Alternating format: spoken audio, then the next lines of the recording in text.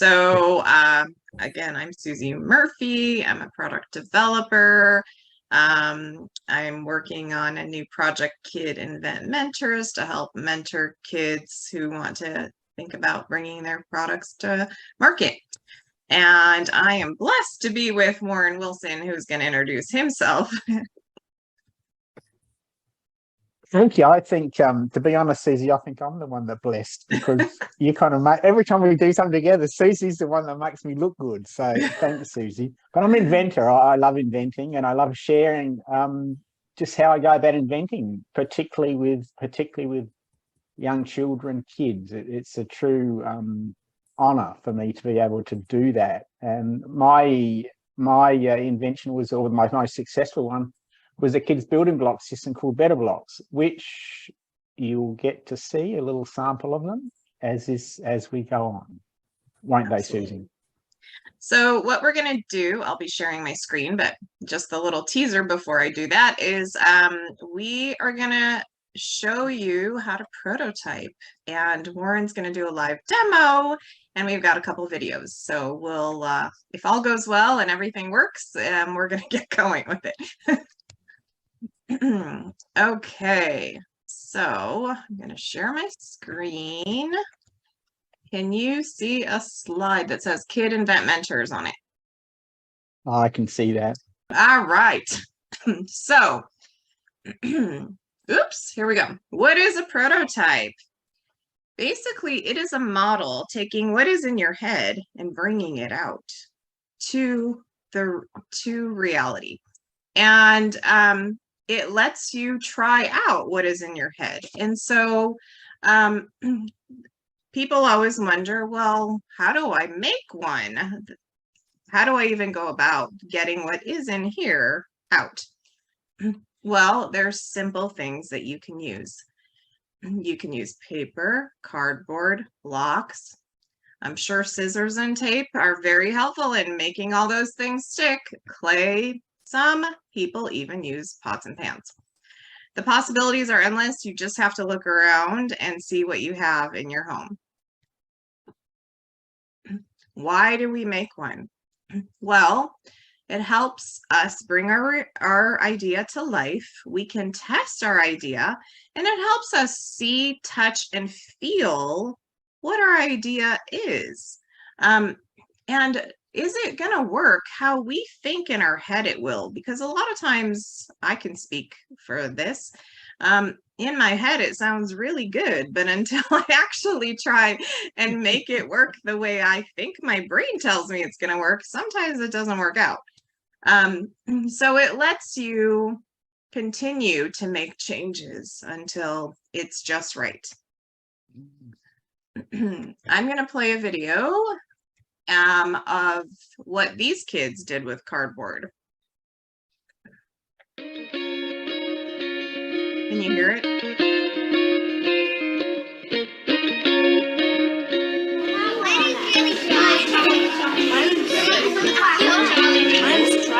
Charlie, you can calm down.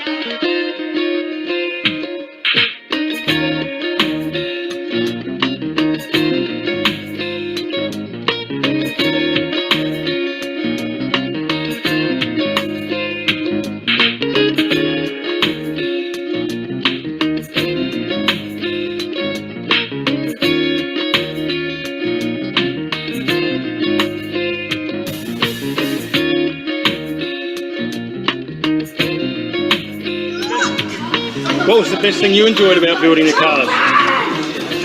Putting the wheels on. Putting the wheels. Ready, set, go! Thank you, Karen from Busy Board, for the cardboard. Thanks, Nick, for the cool car. Okay. And then Warren actually has a hidden talent. He is quite the wizard with cardboard. So here's some more examples of what you can do. So what I'd like to do now is just quickly show you some of the models that you can make using these engineering principles. We can put a handle here and another lever. We can turn our can crushing claw into a more universal tool. We can have a different kind of claw that works differently.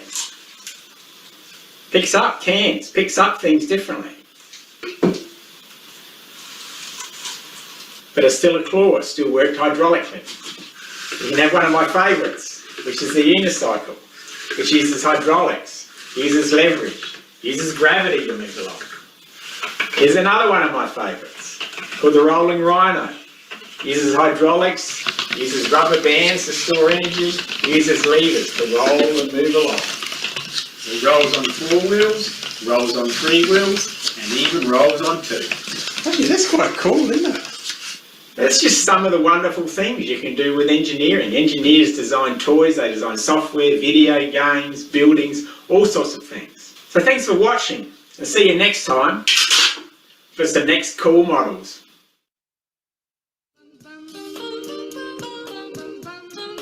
So what I'd like to do now... Sorry.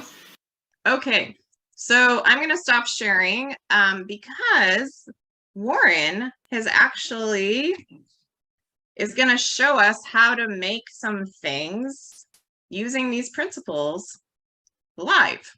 So Warren, take it away. And I am. Let me just switch to the other camera, which, there we go. Yeah, like as you saw, I love making stuff out of cardboard because I'm a person who, I just like the feel of cardboard. It's very cool stuff. But also, I love designing construction systems. And the construction system I made was like, it was similar to Lego. Like you see how these are like Lego blocks, but you see how a construction system has a common feature on it. So it allows you to join things together. And it doesn't matter what sort of block you've got, they all have the one common feature. And that's what makes a construction system. My construction system was called BetterBlocks. And what they were was, I changed the top feature to be just have a round knob on each end. And on the bottom, we got a cylinder. And the blocks fit together like that. So the blocks still clip together, but the advantage of mine is that they can move.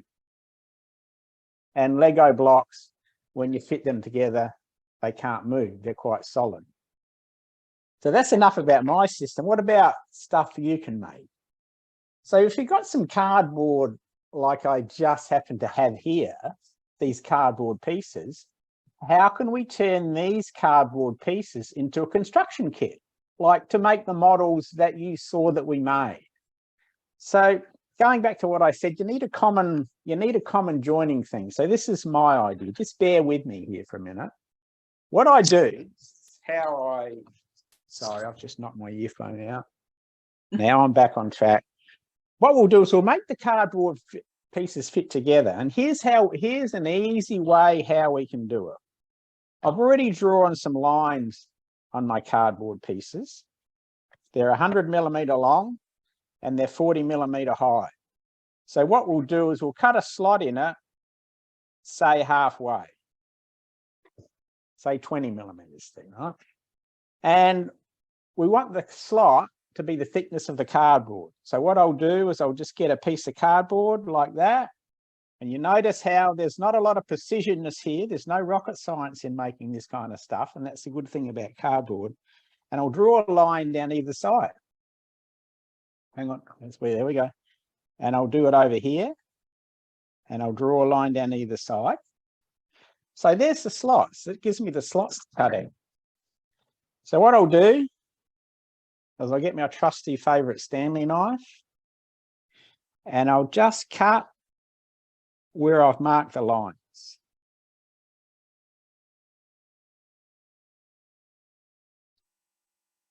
And instead of cutting out all the separate pieces, you can see what I'm doing here.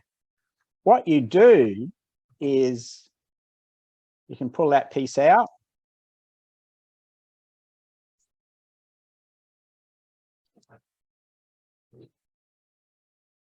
Do it properly.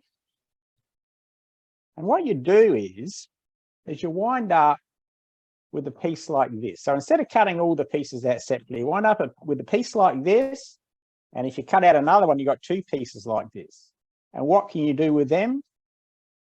You can join them together, put the slots together like that. And there you have a start of a construction system. That's the start of a construction pit. So you can build, you can cut different pieces of cardboard and cut slots in them and join them together. But what happens if you wanted to build a wheel? Because you saw some of my models had wheels on them. Let's do this. Get another piece of cardboard like that.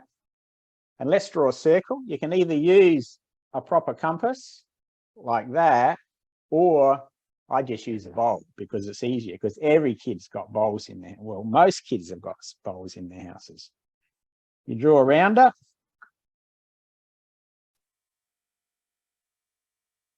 You draw a line through the middle of it, measure the middle. Draw a line through the middle of it. Measure the middle again. Draw another line through the middle of it. And then you can again put the pieces of cardboard like that, so you can cut some slots in it. And then what you can do is you can cut that out, and what you wind up with is a shape like this. You see how it's a round shape, got the pieces cut out. And then what you can also do is get your mum, see if your mum or your dad's got a skewer, and you can poke a hole in the middle of it. And then you cut another piece out. So you got two. And then let's get the joiner pieces we made. Put them in the slots like that. Put another one in the slots like that.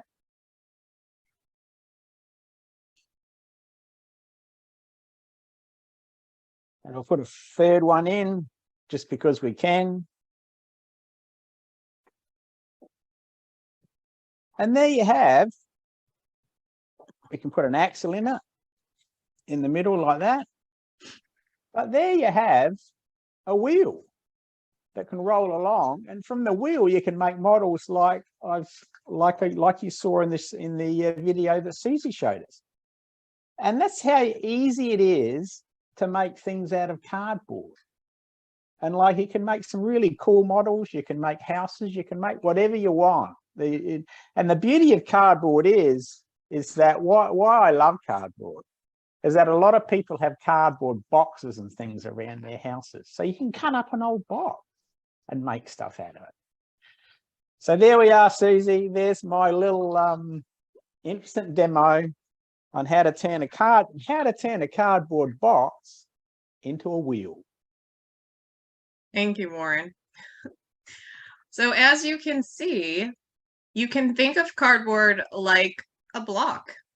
You just have to have notches in it, and as long as it fits together like a block does, you can make all kinds of things. And that is what we wanted to share, that prototyping isn't as scary as one might think. Actually, watching Warren's demonstration has made me feel like I might be able to do it too. So I appreciate that, Warren. It's a pleasure, but you're right. See, you need to be interested in it. But if you like making things, cardboard is it's just such a great medium to make it. And even if, like you saw in some of my videos, like the kids had glue guns, you can stick things together with it as well. And it's just a cool way to make toys, and to make toys you can have fun with, but not spending much money. Like, you can do it really inexpensively if you want to, and you can make, some really cool stuff. So I'm glad I inspired someone, Suzi. So thank you. Thank you. And Arturo, how are you going over there? Hey, Warren. Hello, Yanina. Hello, Suzi. Hey there. Warren, you make it see like so simple. And as Lucy's saying, like, I just want to grab my cutter and cardboard and start like doing things, but I hate it because it's really hard. It takes a lot of practice. I mean, how long do you think someone needs to practice to start like prototyping using cardboard like skillfully like you? Well, actually, thank you for that. You're right. There is a little bit of the main skill involved is not to cut yourself when you're cutting the cardboard. But one of the things that I like about, or I really love about cardboard, is that you don't have to really be that precise. It's like if the slots you cut are a little bit thick or a little bit thin, it doesn't really matter because the cardboard is a bit flexible and it will go in. And if the slots are a bit deep or not quite deep enough, like you can still get to make the models that you want, even though they're not quite perfect. If you whereas where I come from an engineering trade, if you're making stuff out of steel or metal and that, if things aren't the right size, they don't fit so well. But cardboard is quite forgiving, and so that way, after you get to the more you use it, the easier, the more skillful you get, and the easier it is to use. So that's a very good question. Thank you for that. Yanini, do you have any questions? I don't know. I just wanted to say that I think it's pretty cool that you can do so many things with cardboard. I never thought about it that way. I was a popsicle stick person. I made everything out of popsicle sticks. Yeah. But Susie, I did want to ask, for your company, for your organization, what's the schedule after prototyping? What happens after that? Well, prototyping can come in at various places. So you can do a virtual prototype and you can share that with companies initially. And if they have interest, then you can make a physical. But it's always a good idea to play around a little bit back to the cardboard with something you can touch and feel to get a general idea. But you don't have to refine it as much until someone has interest. So once someone says, I'd like to see a prototype, then you probably need to step up your materials to something a little bit better than cardboard. But you could still show cardboard as long as it functions like how you want it to, because that's all they really want to see. Warren, do you have anything to add? Yeah, no, that's a good point, Susie. That is what they really want to see.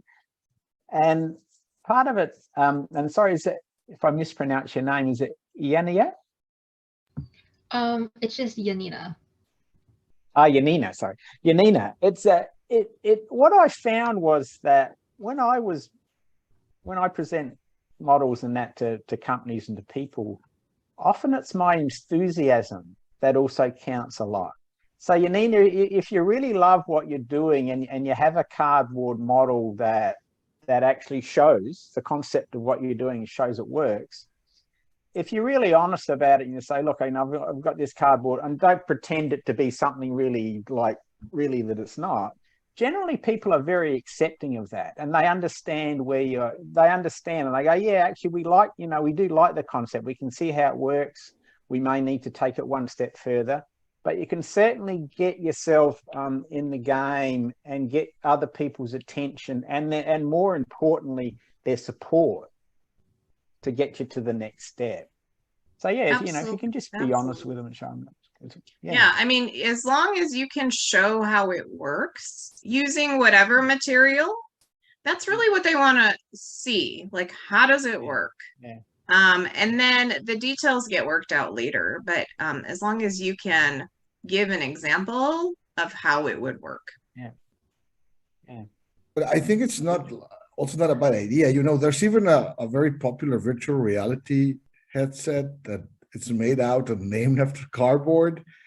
And I don't know if you've also seen this kit and it's because of the prototyping and because of all of these benefits that Warren was mentioning about cardboard.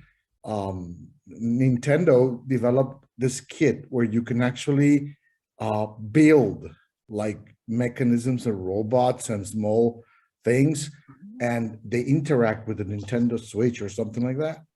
And it actually extends the experience. So I'm pretty much sure that if we dig into the story behind that, I think chances are they say, cardboard is like a very, very, flexible or very, very versatile material that if used well, it's not only used for prototyping, but I think that it can do this things that work and still give you like some service, and you can modify, and if it gets damaged, you can always like rebuild it and improve it. So yeah, I think that makes like prototype to like a good level. Popsicle sticks, I think they're awesome. Absolutely. And I think it's a must-have in the prototyping kit, together with rubber bands, paper clips, straws, and a hot glue gun. Hot glue is your friend, that's for sure. Actually, Chiro, you've summed up the perfect prototyping kit beautifully. You have. and the thing about Nintendo is actually, that's a good point. See what happens with this, a cardboard is, if you want to produce really high volumes, cardboard can be a little bit expensive in the end, but it's a really cheap way to get into the marketplace. It's like with my BetterBlock here. Like, the thing about it was that it cost us about $25,000 to produce the first block. Once we had the tool and we produced one block, they didn't cost us much after that, but it cost us $25,000. Whereas when you make things out of cardboard, you can make some really cool stuff for like pennies, like the price of an old cardboard box, and maybe a hot glue gun, or maybe not a hot glue gun, and a few paper clips and some rubber bands. Well, like, you can make some really cool stuff that kids will use, and like Nintendo, you can make some cool stuff that people will buy, and it doesn't cost you much to make it. Like, you can get into the game relatively inexpensively, and that's a huge plus for cardboard, a huge plus. Absolutely.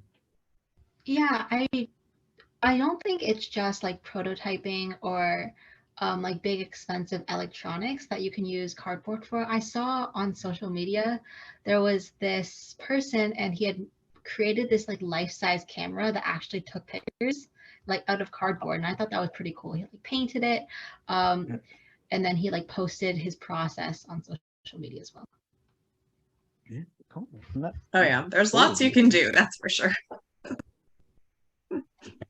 Well, we appreciate. So that's why I'm glad. Go ahead, Warren. Sorry.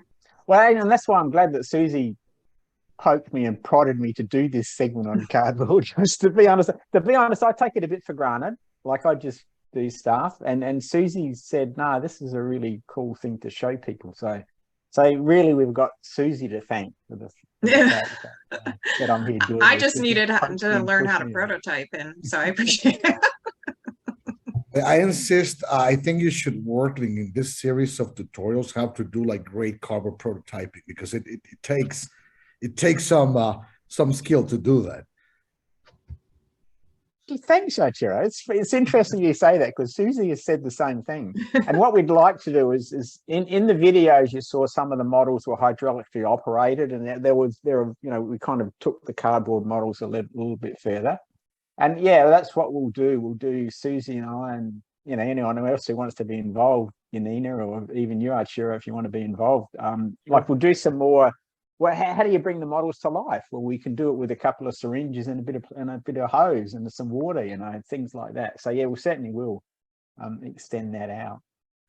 And if anyone watching is stuck and wants help, Warren and I are happy to figure out a way to help you. Absolutely. Yeah, absolutely. Great. All right. Well, thanks. I think Arturo, you and I are hosting the next group. Yes. Warren, thank you so much. Thanks, Warren. It's always great to have you here. Appreciate you. It's always great to see your smiling faces, and thanks, Janina, for participating, for being part of the show. It's great to see young people part of the show. Thank you.